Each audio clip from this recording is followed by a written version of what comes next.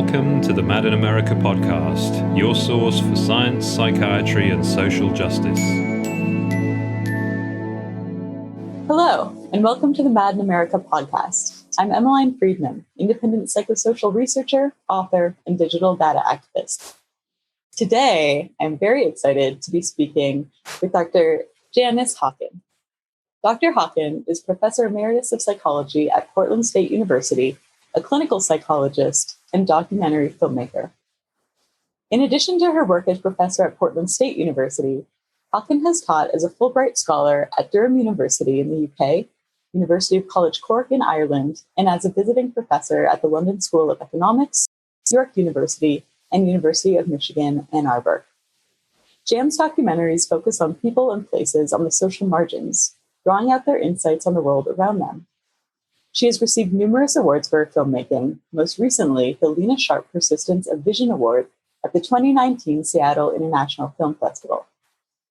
Haaken publishes extensively in the fields of psychoanalysis and feminism, the history and politics of diagnosis, trauma, culture, and memory, and the dynamics of storytelling. Her new book is called Psychiatry, Politics, and PTSD, Breaking Down, which we'll talk about some today. So Jan, your journey has spanned so many topics in psychology and society. So why don't you tell us a little bit about your background and how you come to this work? Thank you so much for having me on Mad in America in this podcast. And I'm a big fan of the larger project of Mad in America. And a couple of my films have been part of the Mad in America festivals and screenings over the years. But my work as a psychologist followed my early career as a psychiatric nurse. I was a nurse and then worked in child psychiatry in the late 60s and early 70s at the University of Washington Child Psychiatry Clinic, a time when psychoanalysis was very much the leading, ruling discipline within departments of psychiatry. So many of my mentors were psychoanalysts whom I respected enormously and were very formative in some of my thinking about clinical work. At the same time, there was a movement that I became part of, the anti-psychiatry movement, as it was called, which included nurses, doctors, residents, and people working in hospital facilities who were rebelling against the whole medical model and the project of institutionalization, and as a civil rights campaign.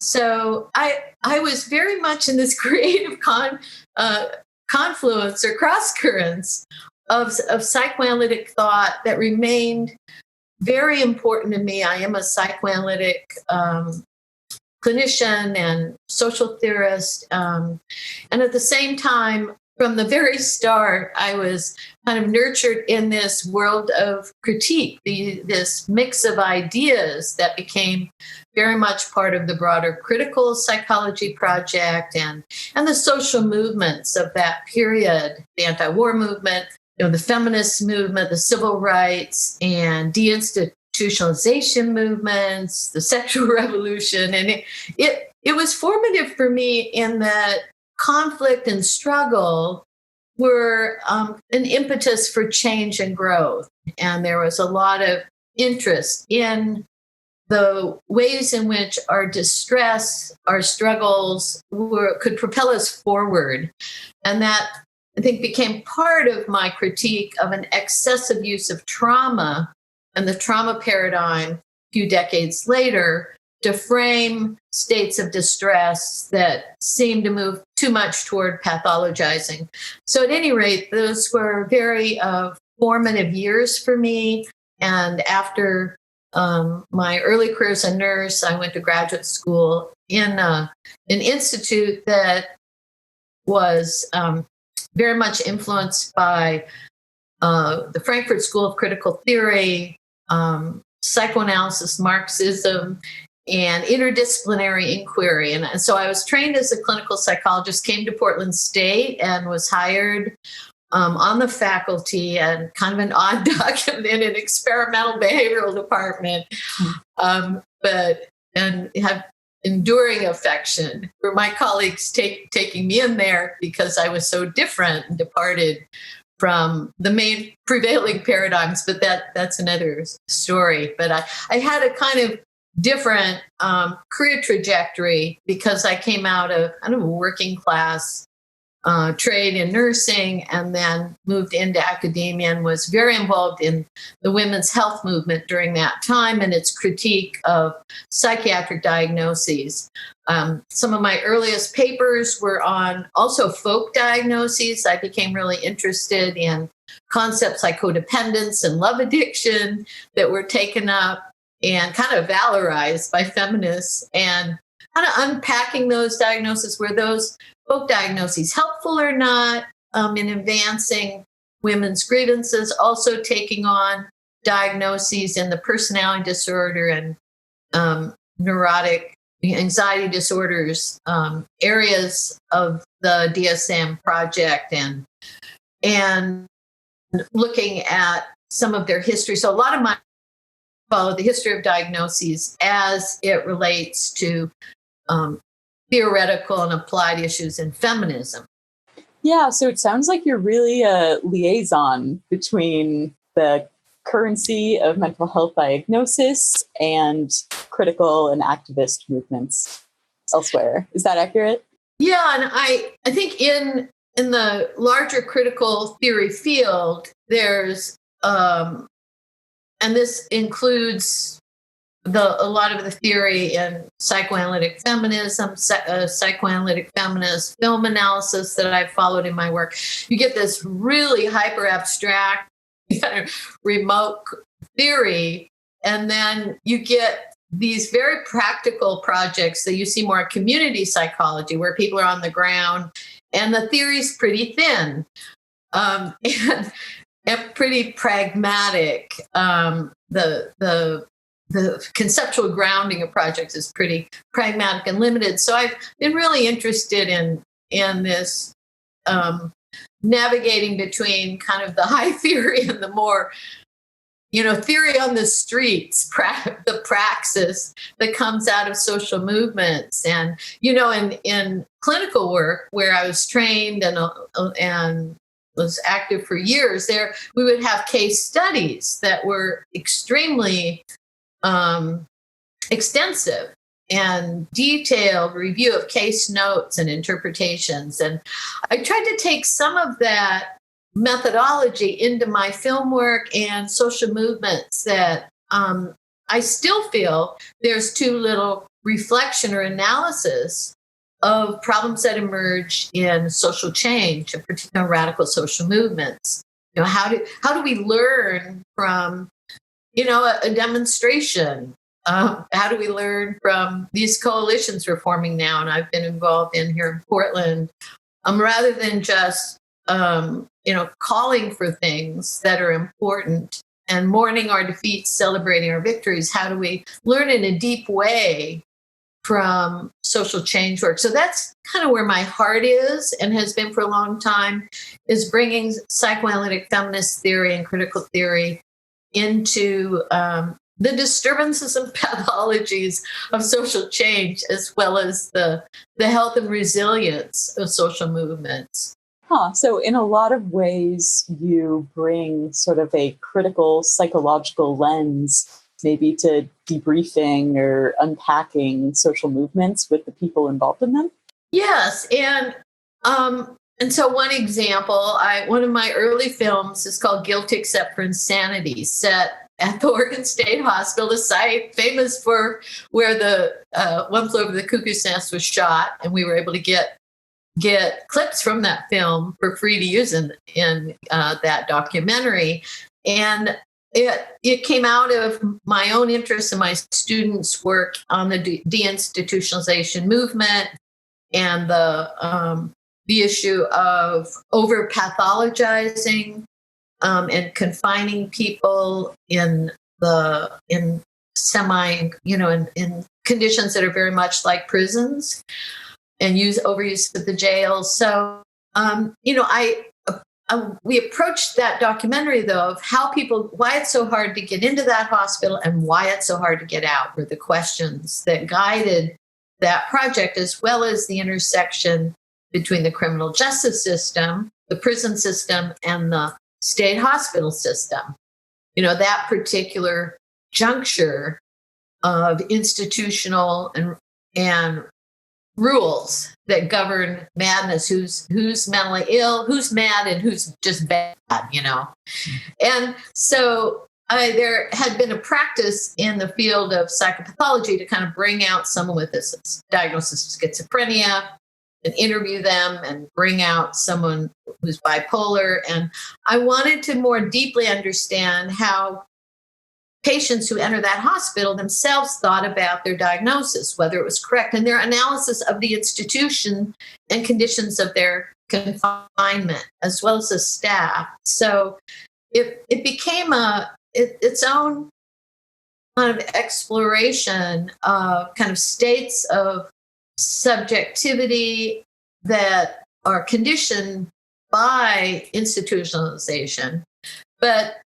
moving into a place where patients themselves were part of the stage and talking about the film later, joined me in discussions at community events and film festival events. And that was part of, I think, the project of critical psychiatry and the anti-psychiatry movement, was listening to madness, and that people who have different states of mind and consciousness have things to say and contribute beyond just trotting them out as a case study. Yeah. And it seems to me that across your work, this approach has had the effect of really bringing out the full ambivalence of a lot of the features of the psi complex, right? So the fact that diagnosis in a lot of senses is kind of like a crucial access point or an important discourse that can be, retooled in service of social movements, but of course also highly stigmatizing as the critique goes. So I'm curious what it is that you think it is about your approach that nullifies that kind of standard retort to mental health critics, right? That that deconstructing some of these features somehow disrespects those suffering with mental health issues. That's been a debate that was very important in the early anti-psychiatry movement, as it was called, or critical psychiatry movement, radical psychiatry. I mean, these terms overlap but have their own histories. But when you're a practicing clinician, as many of us were and are, I think there are forms of suffering that do involve claims for care. And Peter Sedgwick was an important influence on my own work. He was part of the anti-psychiatry movement, who was sympathetic with its aims around deinstitutionalization, around patients' rights, and challenging the tyranny of diagnosis and over-pathologizing people. But at the same time, he said, it's important to understand what it's like from the hard bench of a waiting room for a patient who's trying to seek care. And this is one portal of entry people have, is through a diagnosis. And certainly the medical model, of which I'm a critic, but it's better than many of the religious models that preceded it. The AA move to define alcoholism as a disease was an enormous advance over alcoholism as a moral failure, a form of degeneracy. And for a long time, the American Psychiatric Association fought AA on that and did classify it associated with personality disorders. And still there is much of that around addiction that lingers as a kind of defect, a character defect. So I think the medical model was an advance, and to bring in diagnoses that kind of that reframe issues that are so morally loaded as health problems, as public health problems, is an unequivocal advance. At the same time, these are also limited categories that have their own traps. And we can talk more about that. And diagnoses, once they work their way into the Diagnostic and Statistical Manual and the whole bureaucracy of the medical establishment and its management strategies, often you have a very confined space focused on symptom management that doesn't deliver very much to people. I think people with serious forms of mental illness today are in very bad shape in our system, even with the successes of destigmatization campaigns. Yeah, because even destigmatization does not really eliminate a lot of the institutional knock-on effects, like the iatrogenic effects of just being sort of tossed around the system. That is so true, and how people are traumatized by the institutions that are assigned with their care or confinement. And, I think a lot of the, now there's more calls for mental health services as part of the pandemic. And we have various alarms being set off around the mental health effects of the pandemic on children, school closures, and so on. But often the way this gets framed is in terms of access to professional mental health services. And, yet we've learned a lot over the decades about good practices for mental health, like eliminating poverty, providing basic food and shelter for people. Also, I think part of the anti-psychiatry, the radical psychiatry movement that remained formative for me, and I feel is so important, is that the movement, a progressive mental health movement, has to demand something of the larger public, and not just, spiriting people away to places or directing them to services. We have to, as a broader society, have a greater respect and not call the police, when someone is acting odd. So there's a whole set of issues that were part of that movement and the deinstitutionalization movement that required something of the larger society, not just getting people into treatment under the authority of mental health professionals, but demanding something of all of us as a society. I keep thinking about this, and I know you'll have a lot to say here, is that, the brand of anti-psychiatry that you're talking about that really took off in the late 60s, I feel like it contributed so much to the left movements at the time. Like it wasn't afraid to make these claims about imperialism, colonialism, and industrial capitalism. And then now today you have popular movements like the Black Lives Matter movements, which is basically calling for mental health professionals, in some circumstances at least, to replace police officers in their social duties, right? Like as first responders. So I'm interested in this switch, and I'm curious what you think has changed in terms of how the critical psychology movement interfaces with popular movements today.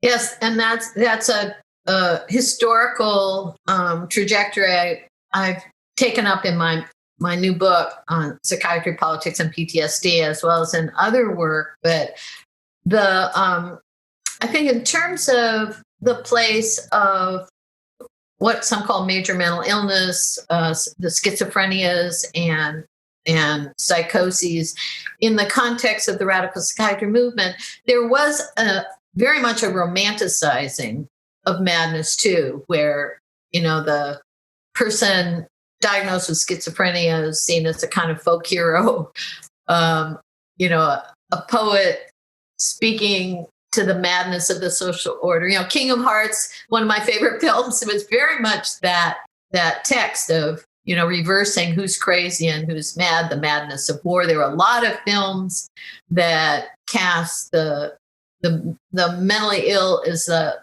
ones that really had their ear to the ground and speaking to broader madness.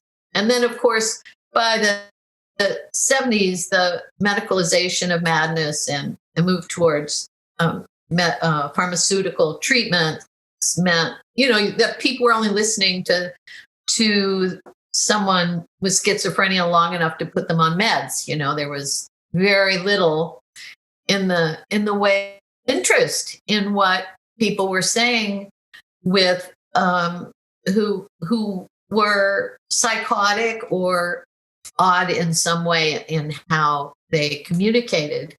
But I think what we're living in now is a time when, neoliberalism had profound impacts on public services, on basically gutting many public health and social welfare services, privatizing a great deal of what had been public or government responsibilities. So much weight falling on individuals to take care of themselves, and pathologizing of dependency and people who were cast as dependent throughout the Reagan eras and through up until the time we're in now, this period of advanced capitalism with the reliance on markets and privatizing everything has had one effect was that the claims around mental health became increasingly framed as a trauma narrative.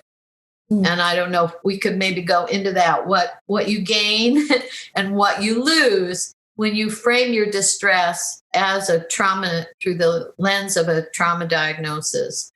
My own feeling is that the mental health field has not been a very interesting place for radicalism, radical ideas. Maybe beyond, during the Occupy movement, there was some interesting activity as these camps in different places of Occupy became places for taking care of people who lived on the streets with mental disorders. And you had a sense of community and care that formed there. There was a glimpse of that. But I don't see much that's very interesting in the mental health field for a long time as it relates to social movements. Yeah, I certainly agree. And, I remember with Occupy, there was a sticking point, which was that, when everyone got together in these camps, brief as it was, I think there are still lessons coming from it, but brief as it was sort of like this glimpse of what sort of social and cultural functioning would enable, you got a glimpse into like the disappearance of putting psychological care aside as this sort of separate domain of life, right? Like people really got a glimpse of what, how to be together in such a way that some of these services, these privatized services wouldn't be quite as necessary. So there's almost, as I saw it, there was almost like a sense of like, wow, like all of these now privatized services are almost like necessary in light of the fact that we live in such a way where, caring for each other directly or, doing the emotional labor of being together, isn't really happening.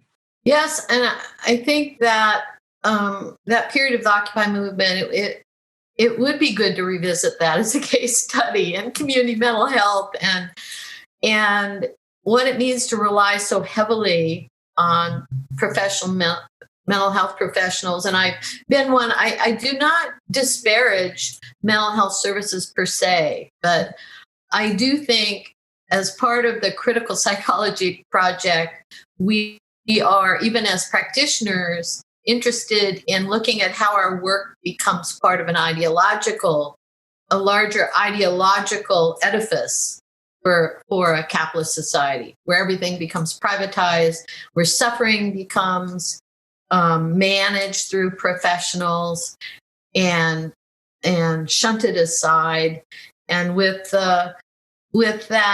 Occupy movement as part of the history of community mental health, I think we saw also looking at practices where people communicate, making time and space for neurodivergent people or people who are processing reality in different ways. And there was a tone of, I don't want to over romanticize that period because there were a lot of troubles, but there was, I think, a shared respect for people who both have been traumatized and people who are different through various pathways in life, and making space for them in the group. And that there was an ethical shared commitment to creating space for people who are by some criteria different. Yeah, and that space, in my view, is so much more respectful than the romanticization of the madness of the schizophrenia of the 70s, maybe, because it wasn't, being embedded in a collective movement that's, making demands for social change. It's like the stories are helping the cause rather than being standalone demonstrations of how messed up everything is.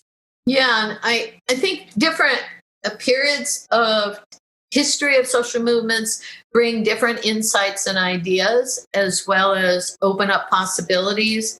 Like, the project in Britain with R.D. Laing and the hospitals that flourished as kind of experimental social settings in Britain in the 60s and 70s. I mean, by a few decades later, a lot of that was considered quite ludicrous and was delegitimized, like R.D. Laing saying, well, that someone with catatonic schizophrenia, which was fairly not uncommon diagnosis then, when they have something to say, they will speak. Or when I was working with autistic children at the University of Washington, if you had to wait 2 years for a hello, well, you waited 2 years.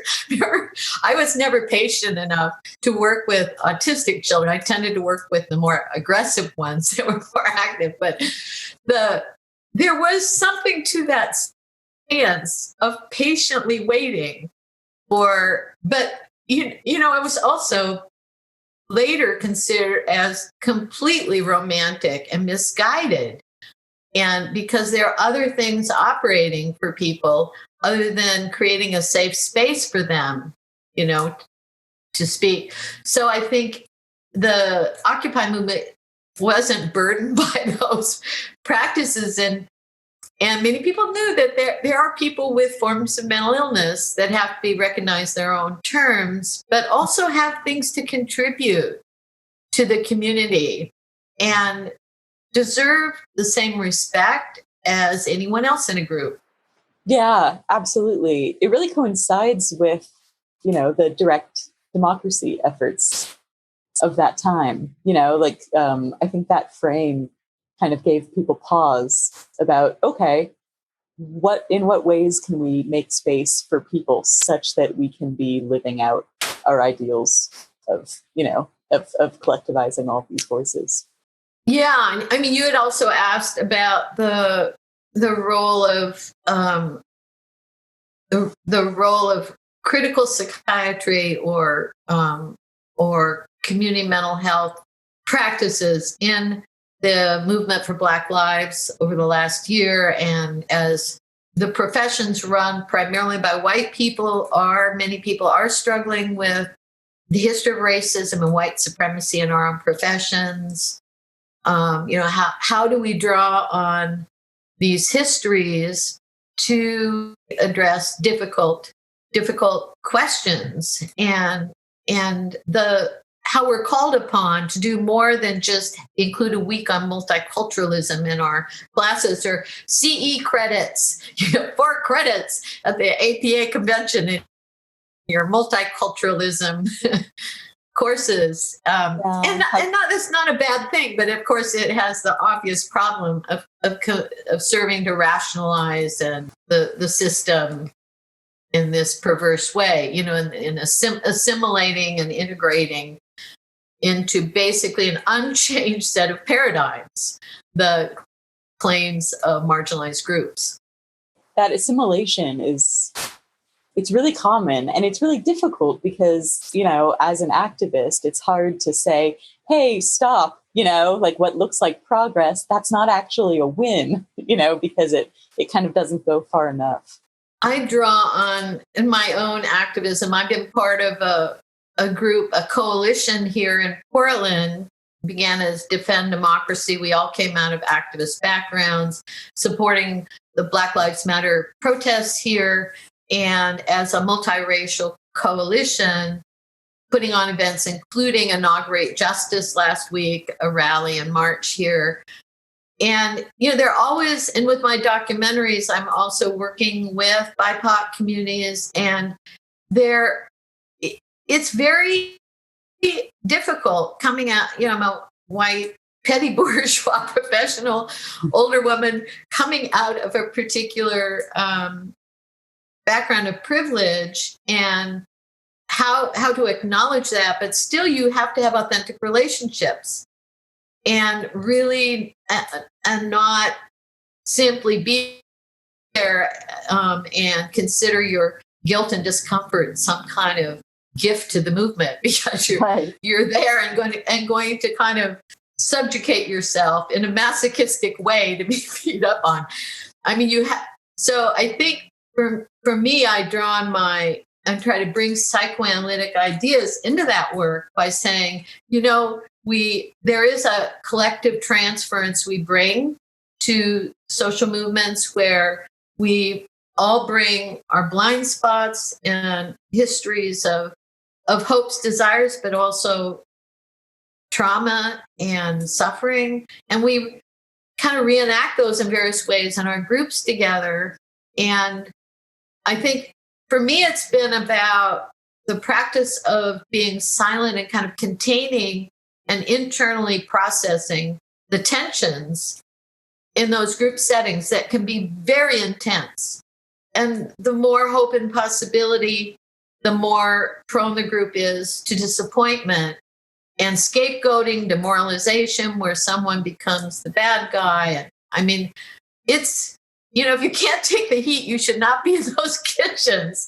And I'm drawn to those kitchens, but it takes a lot of emotional maturity in a certain way to weather this. I think this has happened with the Me Too movement and many social movements that I've been part of throughout my career. And so that's where I'm trying to contribute most in my work, is to drawing out and not pathologizing movements, but rather, conflict and disturbances can be an impetus for change and for distinctive insights, but also groups can fall apart over their disturbances. I think the emphasis that you put on internal processing and emotional maturity is really a strong message that, that needs to be heard, because the dominant paradigm basically, with social media influencing and this sort of stuff is, if you have a gut reaction, air it, and of course that just doesn't work when you're involved in these kitchens, right?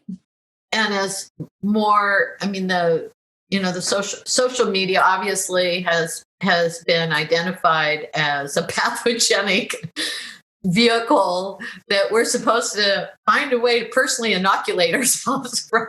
Right. No vaccines coming. But I think the technologies themselves have amplified those effects, but I also think that there are ways in which groups can address some of these dynamics, like the tendency when people are upset to scapegoat a particular person or to fixate on an issue or to lash out, or the benefit of kind of sitting with some tension you feel and trying to say, well, what's triggering this now for me? Why? And to not assume that because you have a trigger that somebody else necessarily needs to do something about it. Right. Which is part of the trigger warnings thing and as an academic, I have been involved in some of those debates that I would not want to caricature or parody in any way that movement that calls for trigger warnings in classes. But I think it's also the case that movements can find ways of weathering distress and not seeing every discomfort as a sign of trauma. Yeah, so let's talk a little bit more about, about the trauma discourse. You just published this book on psychiatry, politics, and PTSD. So I'm really curious about how, and whether or not they're different, PTSD and the discourse of trauma in movements. I've written about trauma more in the context of the recovered memory movement. My book, Pillar of Salt, followed that movement and debates and took up multiple personality disorder, satanic ritual abuse. These were phenomena highly associated with one another in the 90s that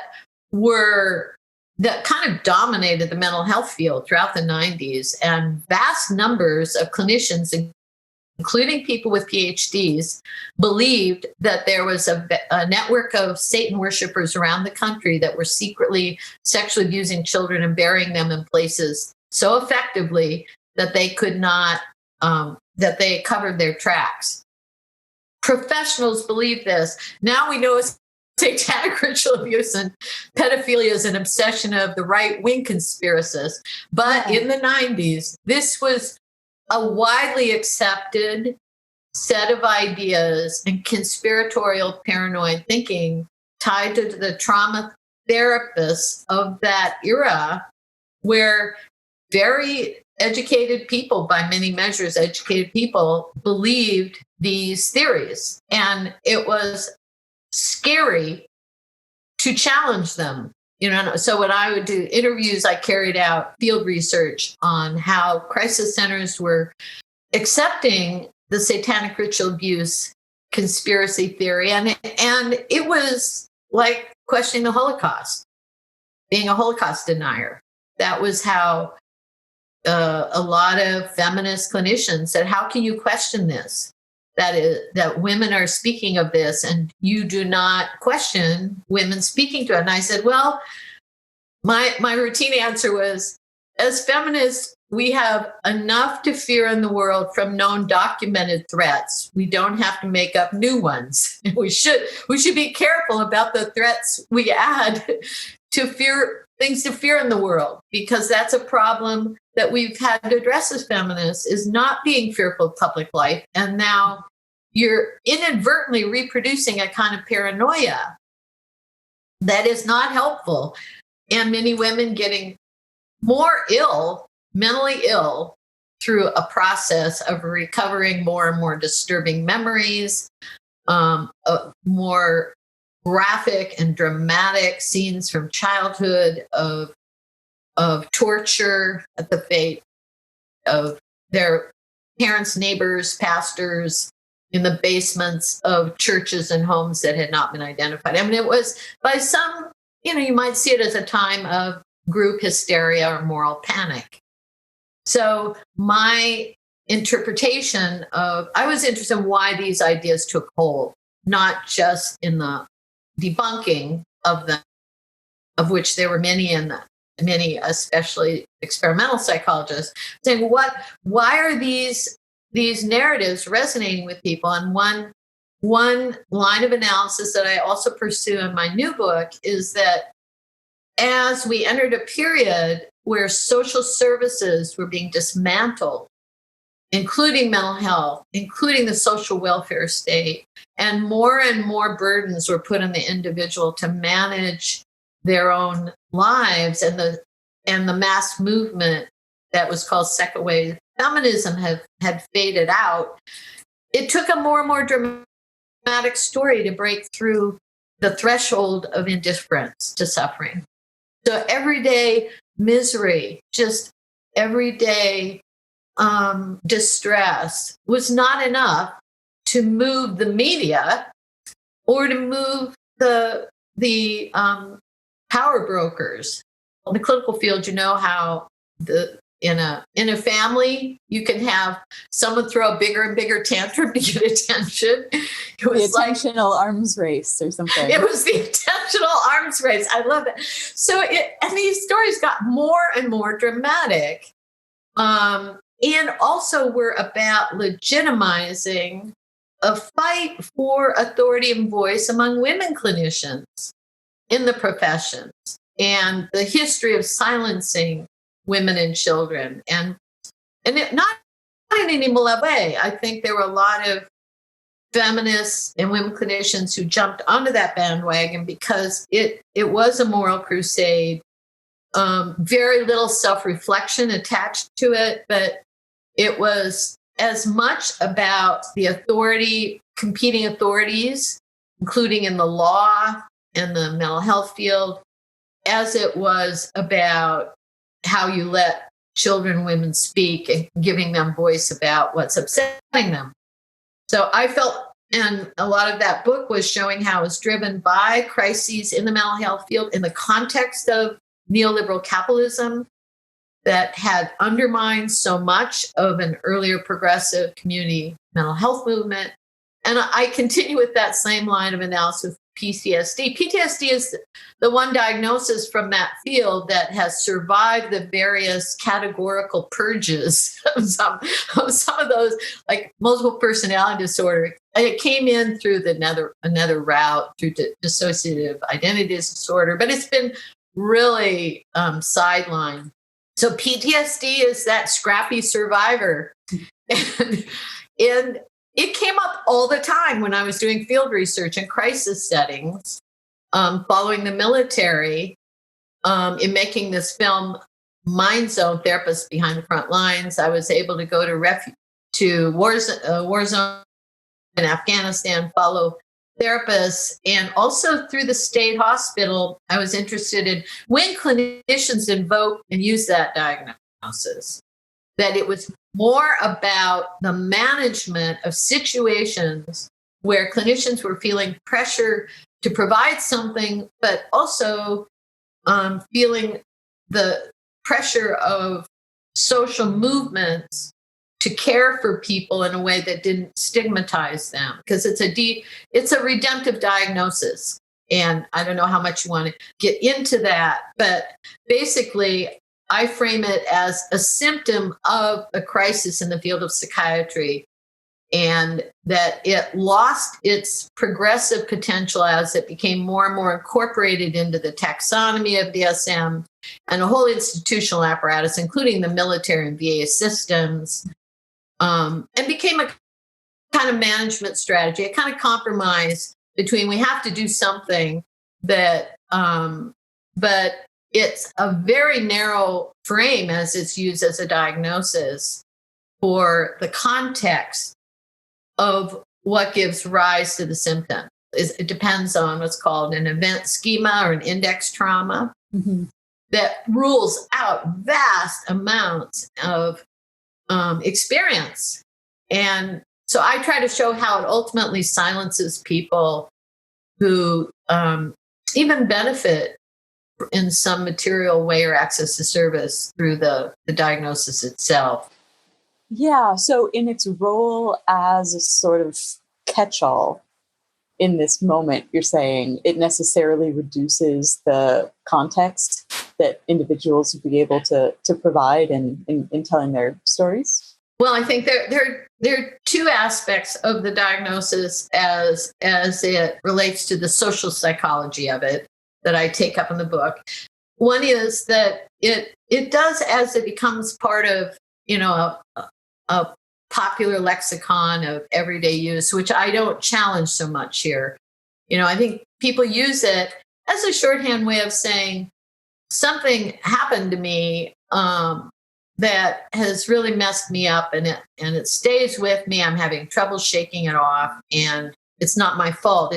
It's a way of saying I'm somebody did something to me, and it's a way of making a claim as it emerges in group life. If you've given me PTSD, I have a claim to you. So in a forensic setting in the courts, it's much like where it often is used, it requires the plaintiff to say, I was fine before this happened to me. And you have to actually establish, if you're in a car accident and you have to establish in this lawsuit that you were fine and it was this incident that gave rise to my suffering. And the more you bring in a history that compromises that claim, the more you lose. So PTSD is that kind of diagnosis as a forensic category. It's like, I was fine until this war, this rape or this assault or this war screwed me up.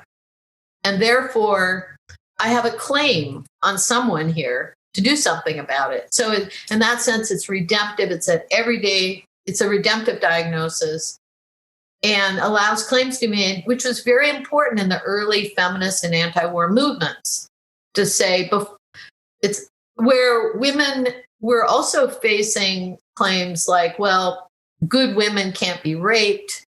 If you go to court against a man and you have a past, as they called it, or you're masochistically attached to your abuser, all of these questions were just dominated the court system. So PTSD was a rejection of that. Saying, no, you can be totally normal and start to have these symptoms because of this particular event that happened to me. And same with the veterans who had been disqualified and dismissed from the military for a long time for their any kind of history, mental health history. So it was a corrective to much of that, because it said normal people can look very mentally ill under certain conditions. But then it became something else as it became part of the institutional apparatus, the psych complex, we might say, the administration of the state, as it addresses these grievances and normalizes reactions, but within a very, very narrow range. So for example, in the Oregon State Penitentiary, where I've done interviewing, it doesn't work very well to talk about your trauma. And PTSD is seen as making an excuse for yourself. So among poor people, where poverty and exposure to the police state and chronic trauma and suffering are, endemic in certain communities, PTSD doesn't cover those conditions because it would open up the whole establishment to claims that it doesn't want to admit. So it's a narrow portal into claims on the system for support and care. Yeah, what a stark example. Like, I can see how it's an improvement from all of the, the really deep stigma and victim blaming that you're describing. But to my mind, it's still a really stark example of the way that, in order to get legal recognition or redemption, you have to make a cut in history for oneself, as if, don't go too far in your demands, don't go too far in your claims. Yeah, and I also in pursuing that line of analysis, there's always a risk of being removed from the pressures of clinicians working in crisis settings who are trying to do a good job, of people who are in, one chapter of my book is on disability claims, the pressures on people to use PTSD for a disability claim, the pressure on evaluators. And I feel like it's very important to have that tone of respect to veterans. Yeah. I wanted to bring that to my work, and because there are people who have a whole career built on deconstructing diagnoses, including PTSD, and are too removed, as Peter Sedgwick would say, from the hard, cold bench of the waiting room, And so I try to acknowledge that and the pressures people are under, but see it as a system issue and not an individual failure. And that's an important aspect of critical psychology, and particularly as it relates to the medical model, which is about, locating disease or illness within an individual, as opposed to thinking about problems of pathology more systemically.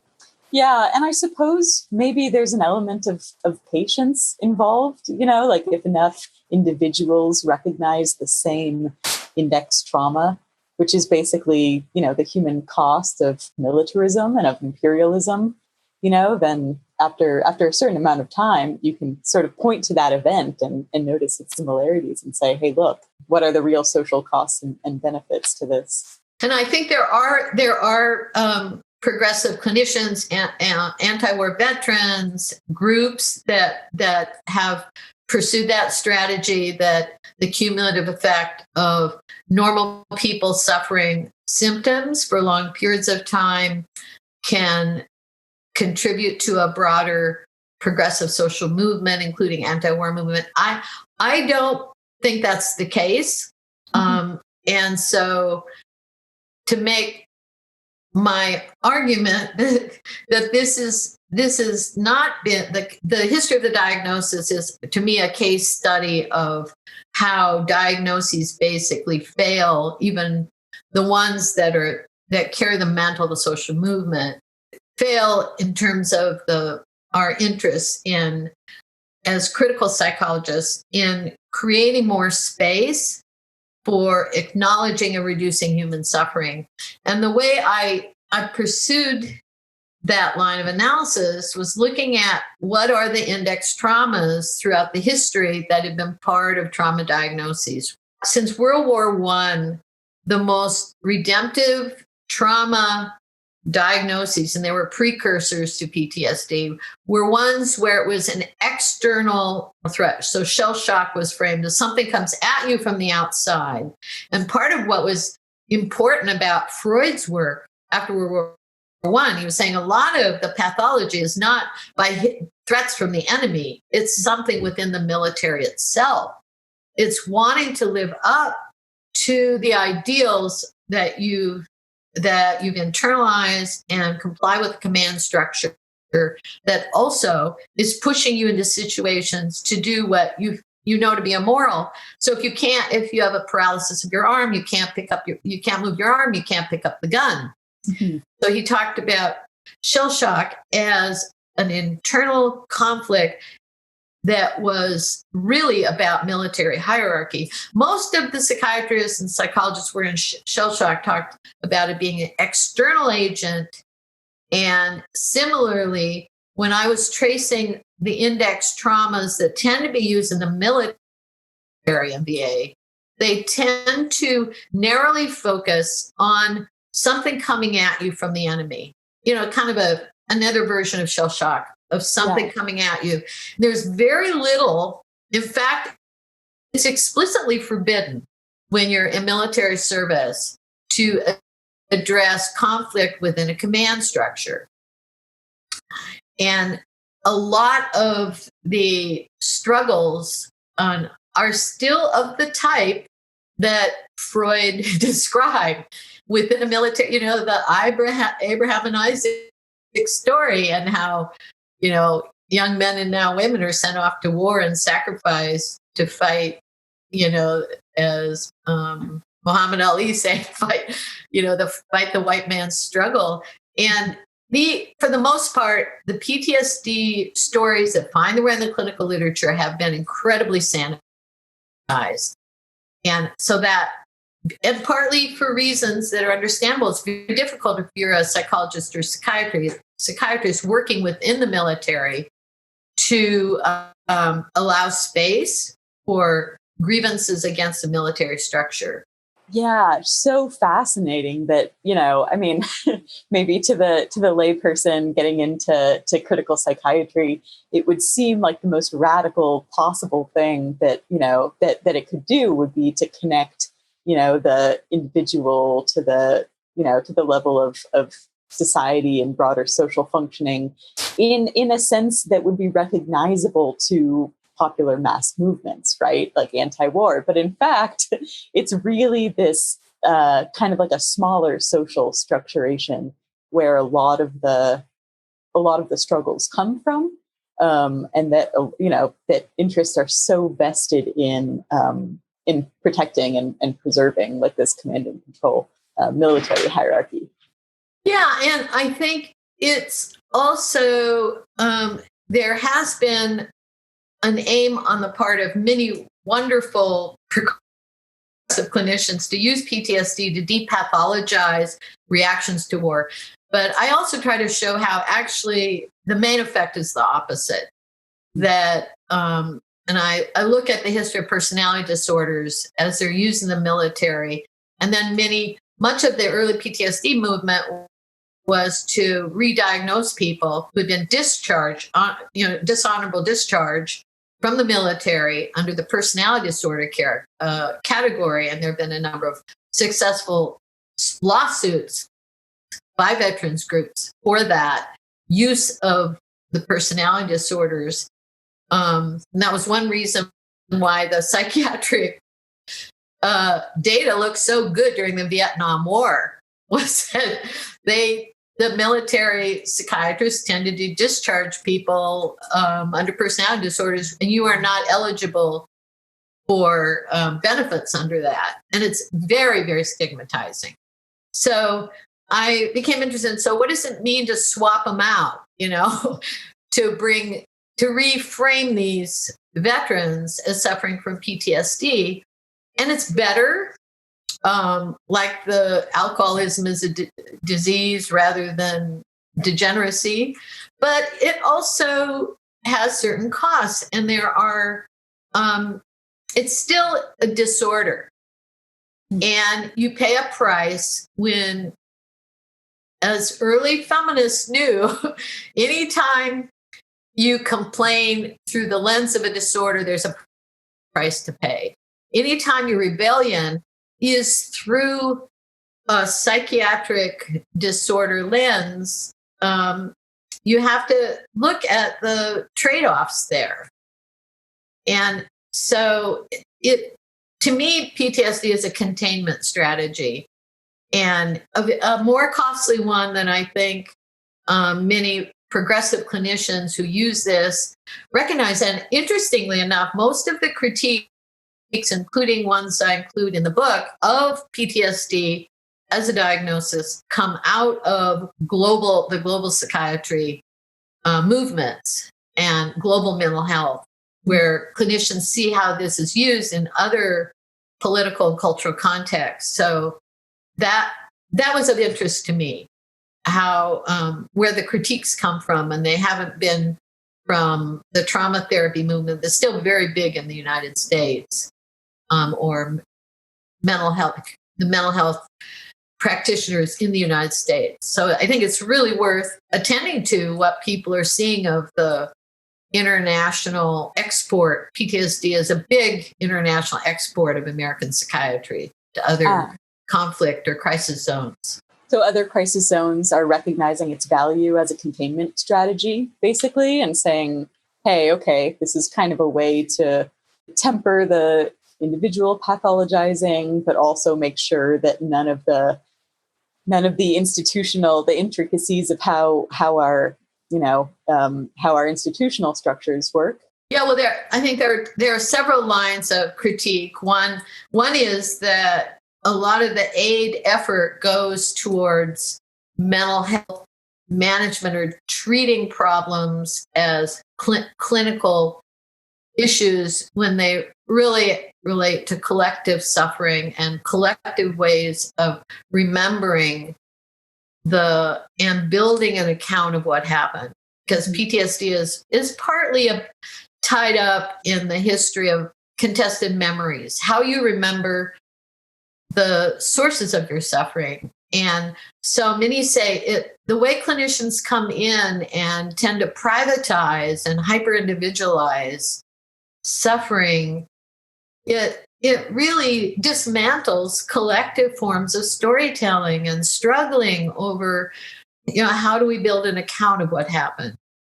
And then it also separates people who are symptomatic from those who aren't. And, there's some some basis to this. I wouldn't go too far in saying it's worthless to identify people who are acutely symptomatic in conflict zones.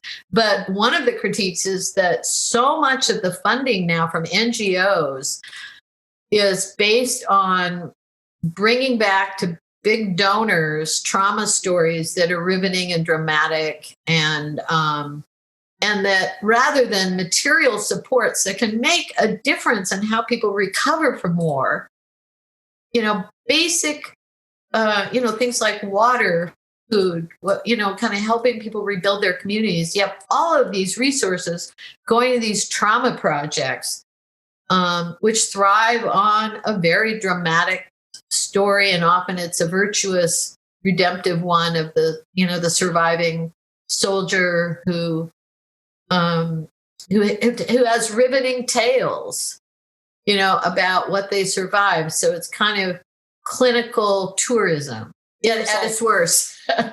Yeah. So you're saying rather than, donating supplies and provisions that would actually kind of lubricate the experience and make life better for a whole, like a whole group, what's happening is that people are receiving extra individual attention and perhaps treatment for their dramatic stories. And the U.S., many people believe that the U.S. is a major contributor to foreign aid, which is absolutely not true. It's abysmal, the amount of foreign aid and all of the conditions that are tied to restriction of aid. Biden has overturned the Mexico City rule called the gag rule around aid to other countries where a clinic or an organization provides counseling even on abortion. Mm-hmm. So there are these shifts in patterns of aid and their restrictions, but an effect over recent decades through Democrats and Republicans alike is often the aid that's given often has a lot of constraints around just basic needs, and other states that have been dismantled in their own public services they can provide, and through neoliberal economic policies around the world. You have more and more failed states not able to provide basic services for people, the U.S. playing a big role in that. And so the dramatic story that wins hearts and minds and brings donors to tears of the trauma survivor is often the one that generates the most funding.